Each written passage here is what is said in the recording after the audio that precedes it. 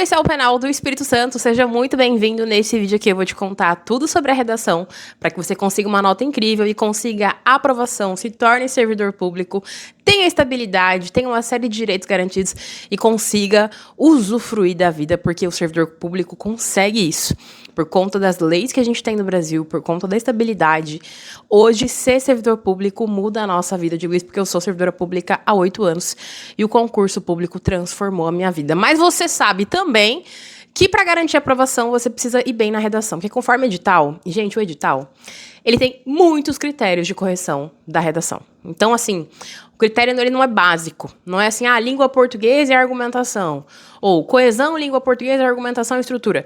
É uma série de critérios, tá? Então, é importante que você domine muito bem a estrutura para conseguir nota, porque conforme edital, a redação ela vale 40 pontos, tá? Só que candidatos que tirarem menos de 50% dessa nota já estão automaticamente eliminados. Ou seja, professora, eu tirei 19, eliminado. 19,5, eliminado. Então, se a gente tem ali 40 pontos, tem que tirar no mínimo 20. Mas você sabe que, para garantir uma boa colocação final, a redação é decisiva. Eu digo isso porque eu tive um aluno que tirou nota máxima na FGV e ele subiu 2.000 posições na lista final de aprovação. Então, a redação ela é muito importante, ela é muito valiosa. E quando a gente tem ali uma nota mínima de 20 pontos, você sabe que você vai ter que tirar aí, para ir bem, uns 35 a 37 pontos. Professora, mas assim, eu nunca fiz redação na minha vida. Eu não gosto de escrever, eu não gosto de língua portuguesa, eu detesto ter que escrever qualquer coisa. Gente, estudar não é sobre prazer, não é sobre gostar. A gente estuda porque a gente precisa, porque essa é uma etapa necessária. Quando eu era concurseira, eu estudava domingo, feriado. Eu estudei 4 meses, assim, seguidos, de forma religiosa, de forma integral. E hoje, podendo usufruir da vida, podendo viajar, acessar restaurantes, eu falo, nossa, valeu a pena cada domingo. Valeu a pena. E a discursiva, inclusive, no meu concurso fez toda a diferença, porque eu fui muito bem na discursiva. Eu não fui tão bem na objetiva, mas eu fiquei em primeiro lugar por conta da redação, porque eu tinha uma estratégia muito potente de redação. Minha banca foi BFC. Então, a discursiva, ela realmente tem o poder de transformar a sua nota final. Então, uma nota boa para conseguir a aprovação seria no mínimo 35 pontos. E é totalmente possível, mesmo que você não goste de escrever, não goste de gramática, não goste de língua portuguesa, porque redação para concurso público é estratégia. Não é criatividade, não é inovação. É entender o que aquela banca quer ver naquele texto. Então, o que um texto tem que ter ali para ter uma boa nota na redação? Citações, leis, uma boa abordagem que seja crítica, racional e científica. E outro aspecto também no edital. A redação cobrada é o texto dissertativo argumentativo, mínimo 20, máximo 30 linhas. Professora, escrevi 15 linhas, o que acontece comigo? 0. Tá? Porque o edital já estabelece isso. Redações com menos de 20 linhas já estão automaticamente zeradas. Porque se a banca define número mínimo de linhas, obviamente, se você não atinge esse critério, você está automaticamente eliminado. E é interessante pensar também que não é porque eu escrevi um texto de 20, 21 linhas que eu já estou ali aprovado. O fato de você escrever 20, 21 linhas, na verdade, demonstra pouco domínio sobre a redação. Então, uma redação com 20, 21 linhas, que é ali as linhas mínimas para você não ser eliminado, não garante uma boa nota. Por quê? Esses 40 pontos nesse edital estão divididos em língua portuguesa, que vale 20 pontos. Então, a banca vai avaliar vários critérios. Crase, pontuação, ortografia, concordância, singular, plural, tudo isso vai ser avaliado ali. Então, a norma padrão da língua portuguesa, ou seja, as regras gramaticais. Os outros 20 pontos são de estrutura e argumentação. Então, vão avaliar a abordagem do tema, uso de repertórios, que são citações, leis. Vão avaliar a estrutura, ou seja, a construção de parágrafos do texto. Então, totalizando língua portuguesa mais estrutura com conteúdo, a gente tem um total de 40 pontos. Se a banca tem todos esses critérios, uma redação com 20, 21 linhas não consegue entregar substância suficiente para conseguir nota. Isso não significa que uma redação com 30 linhas também vai ser uma excelente redação, porque se o candidato comete muitos desvios de língua portuguesa, ou ele tem um tipo de argumento que vai contra os direitos humanos, se ele defende uma argumentação que desvaloriza minorias, em que ele traz um discurso extremamente radical, independente de qual viés a gente está falando, direita ou esquerda, ele vai ter redução de nota. Então, não é porque você fez 30 linhas que você vai garantir nota. Significa que fazer 20 linhas é insuficiente, porque é o mínimo do mínimo que a banca espera, 20 linhas. Então, um texto bom, potente, tem que ter no mínimo 27 linhas. Gente, isso falando de estratégia de redação para concurso, não de edital. Edital estabelece 20 a 30 linhas. Estou falando de estratégia potente de redação que vai te levar à aprovação, porque é com isso que eu trabalho.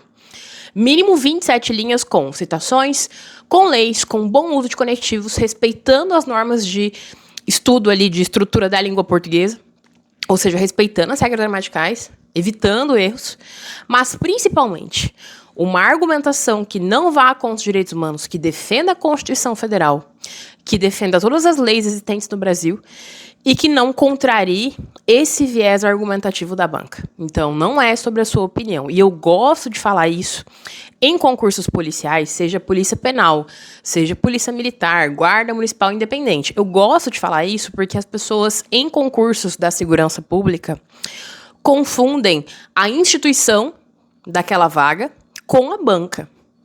Quem vai ler a sua redação não é a Polícia Penal do Espírito Santo. Quem vai ler é uma banca com professores que foram selecionados, que foram treinados para fazer a leitura do seu texto. Então, não é para fazer discurso de corporação. É para fazer um discurso crítico, racional, científico. Quando a gente está falando de, principalmente, polícia penal, a gente pensa muito na lei de execução penal, na situação dos apenados, nos direitos desses apenados. E a gente não sabe se a banca vai cobrar algo nesse aspecto, ou seja, relacionado ao cargo, porque ela não define isso no edital. Então, pode ser um tema mais específico relacionado ao cargo. Então, por exemplo, a questão dos direitos humanos e os apenados, ou os direitos das grávidas apenadas, ou seletividade penal. Ou podem ser temas amplos. Então, tecnologia, saúde, educação, isso falando de maneira bem ampla, tá? Porque quando a gente fala de temas de redação, não é educação, não é cidadania. É, por exemplo, o combate ao racismo na sociedade brasileira. É desafios para mitigar a poluição hídrica no Brasil. São temas bem específicos. A gente não sabe se vai cair um tema relacionado ao cargo, à instituição, ou temas mais amplos. Então, o que cabe a você? Aprender redação para qualquer tema. Porque você não tem controle do que a banca vai cobrar. Não vem perguntar aqui no meu vídeo quais são as apostas de tema, tá? Porque concurseiro que estuda de verdade não fica apostando, não. Você aposta lá no seu tigrinho. Concurseiro não faz aposta de tema de redação. Concurseiro estuda estrutura, estuda citações, estuda leis que vão dar musculatura e substância para aquele texto. Então ele não chega esperando, acho que vou acertar o tema, ou a professora acertou o tema. Não, a gente lida com estrutura. A gente lida com ordem, com organização, com uma construção textual em que cada linha tem um sentido e tem uma intenção dentro daquele texto. E aí a gente entra no discurso da banca. Por quê? Já que estamos falando aí que redação é para a banca e não para a instituição, independente, por exemplo, se forem temas de redação que envolvam questões criminais, por exemplo, você jamais pode dizer, por exemplo, que uma pessoa cometeu um crime muito grave, ela deve ser punida, ela deve ser excluída ou ela deve ser violentada. Porque conforme tanto a lei de execução penal quanto a Constituição Federal, todos são iguais perante a lei. Então, mesmo a pessoa que cometeu um crime muito grave, ela ainda tem o direito de viver em sociedade, ela tem o direito de ser inserida, ela tem o direito de trabalhar, ela tem o direito de ter acesso à educação, saúde, enfim. Então, muito cuidado com o discurso que você constrói. Porque tem gente na área da segurança pública que quer chegar lá militando, né, ou criticando o sistema de segurança, ou só exaltando o sistema de segurança pública, quando, na verdade, a construção que se faz textual é sempre no sentido de garantir igualdade e dignidade. Lá no meu e-book de modelo de redação, eu tenho várias redações que envolvem sistema penal, que envolvem o papel também da polícia. E eu sempre friso nos textos, quando eu construo essas redações, quando eu elaboro essas redações, essa ideia de igualdade, de inclusão, de que o trabalho dignifica o homem, sempre pensando nessa ressocialização dos apenados, das pessoas privadas de liberdade. Então, o discurso, o caminho discursivo construído não é sobre o que você pensa. Ah, porque tem que punir. Ah, porque tem que prender para a pessoa morrer lá, presa naquele lugar lá até o final da vida. Não é sobre isso. É sobre entender que existem circunstâncias sociais, como desigualdade social, falta de educação, descaso governamental, que levam as pessoas a cometer certas atitudes. E, como consequência, por conta da justiça, por conta da lei, elas são presas. Mas que, mesmo assim, elas têm direito à dignidade, igualdade e direitos humanos. Então, muito cuidado com o caminho discursivo, caso a banca cobre algo nesse aspecto da segurança pública. Porém, se forem temas mais amplos, essa discussão permanece. Quando a gente fala de saúde, acesso à justiça, acesso à educação, é sempre pensando na inclusão. Nunca pensando de maneira meritocrática, mas pensando de maneira social. Ou seja, se a Constituição garante que a saúde, a segurança pública, a educação são direitos constitucionais, isso não está se efetivando na prática, é porque o Estado não está cumprindo a sua tarefa, o seu dever. Tá? Então, é sempre fazer essa discussão crítica no texto. Não significa descer a lenha no Estado, né? Porque muita gente fala, então na redação eu vou descer a lenha no governo, descer a lenha no Estado. Não é sobre isso. É sobre ter uma postura e uma argumentação crítica em que a gente consiga analisar com profundidade as causas daquele problema. Então, não é para você... E aí é uma coisa que muitos candidatos cometem. As pessoas querem ficar falando de como está a sociedade, narrando como está a sociedade, trazendo fatos sobre a sociedade, muitas vezes de maneira quase jornalística, né? Então, eu nunca recomendo uso de dados na redação, por exemplo. Segundo o IBGE, aí traz o dado. Segundo a Universidade de São Paulo, traz o dado. Por quê? Muitas vezes você traz o dado, como repertório no parágrafo de argumentação, você fala como está a sociedade, mas você não faz uma análise crítica sobre aquele tema. Uma análise racional e aprofundada, e vira uma notícia de jornal. A banca não quer notícia de jornal. A banca quer posicionamento crítico, racional e científico. Mas cuidado, atenção, não é o seu posicionamento pessoal. Porque você é formado de valores religiosos, de valores familiares, de valores do seu trabalho, das pessoas que você convive. Eu não sei quais são os seus valores. Eu não posso chegar aqui e falar defende seus valores lá. Vai que tá contra a banca. Então, defender um posicionamento alinhado com a banca não é hipocrisia. É ter intencionalidade comunicativa e discursiva. É saber que aquela banca vai ler aquele texto e que ela não vai validar ou não a minha ideia, a minha tese ou a minha opinião. Ela vai validar aquilo que ela quer ler. Então, quando ela escolhe lá, quando ela coloca, né, ela faz a escolha de colocar repertório na grade de correção, ela está dizendo, eu vou atribuir nota para quem trazer leis e citações do texto, fatos históricos. Isso vai dar robustez, vai dar musculatura para o texto. Mas não são citações e leis aleatórias, né? Então, não é citação de qualquer pessoa que você viu no TikTok. Ou de alguém que nunca produziu um livro na vida. São de pessoas que têm uma potencialidade acadêmica, que já estão legitimados, que produziram livros, que produziram obras, que fazem uma análise da sociedade de maneira profunda. Então, até a escolha de citações não é individual, não é o que eu gosto, não é o que eu acredito. Eu posso acreditar em muitas coisas metafísicas, né? Desde Deus a orixás, ou não crer em absolutamente nada. Eu jamais vou chegar lá e falar aquilo que eu penso. Eu tenho que pensar de maneira crítica, racional e científica. Então, se a gente fosse pegar temas como, por exemplo, preconceito religioso, eu não vou falar da minha religião lá. Ou falar que não existe religião. Eu vou defender que todos são iguais perante a lei.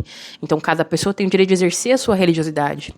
Quando a gente pensa em temas que envolvem questões raciais, discriminação racial, já caiu em muitos concursos, Sebrae, Sesgrego já cobrou temas que envolvem questão de discriminação racial, violência policial. Eu não vou chegar lá falando da minha experiência como uma pessoa negra, o que eu vivi, ou da minha inconformidade, né, de como eu estou revoltado com a sociedade, de como a violência policial é absurda. Não. Eu não trago peso emocional para minha redação, eu não trago peso subjetivo, eu não estou fazendo um diário. Então, quando caiu, por exemplo, no Enem, o estigma associado às doenças mentais, que envolvia a questão de depressão, bipolaridade, ansiedade, candidatos fizeram relatos que estão com depressão.